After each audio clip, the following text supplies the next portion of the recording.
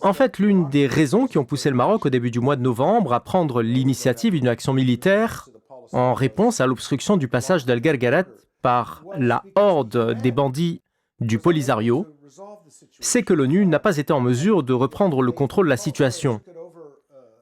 Le Polisario a pris d'assaut le passage d'El Guerguerat le 21 octobre et le Maroc a demandé à l'ONU d'intervenir afin de résoudre cette crise qui constitue une violation du cessez-le-feu.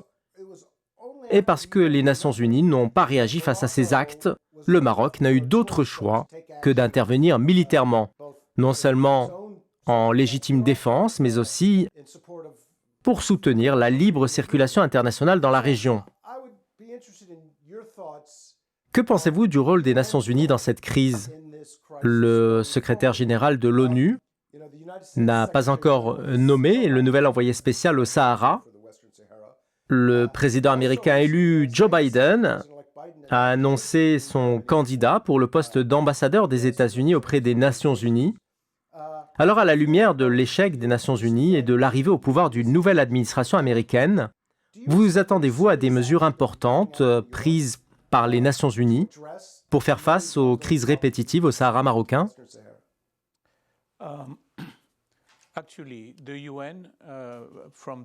En vérité, si on revient à l'histoire de l'Organisation des Nations Unies, on note qu'elle n'a pas été efficace pour répondre au développement de la situation qu'elle était censée surveiller.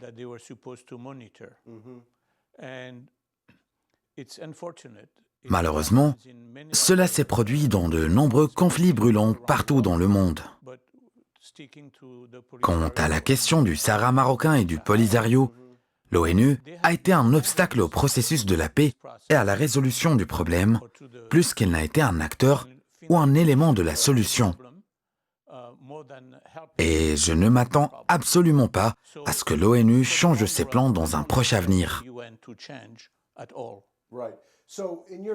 Alors, pensez-vous que les forces des Nations Unies, la MINURSO, qui surveille le cessez-le-feu au Sahara, ne jouent aucun rôle autre que d'informer le secrétaire général de ce qui se passe dans cette région, et donc que ni la MINURSO ni le secrétaire général ne peuvent rien faire?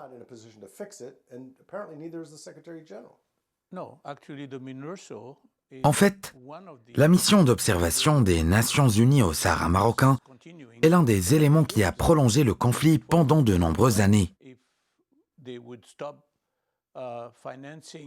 Si l'ONU avait cessé de financer ce qu'elle appelait les réfugiés, elle n'aurait pas fait obstacle à la paix dans cette région. Malheureusement, l'idée d'envoyer la mission d'observation des Nations Unies est une idée excellente, mais pas efficace. Ceci ressemble à un chien de garde sans dents. Je suis tout à fait d'accord avec vous sur ce point. En fait, l'une des causes du problème est qu'il est très difficile d'obtenir l'unanimité de tous les membres du Conseil de sécurité. Et sans l'approbation de ce Conseil, l'ONU ne peut pas avoir l'autorité politique pour faire quoi que ce soit. Même pas la volonté. Oui, même la volonté.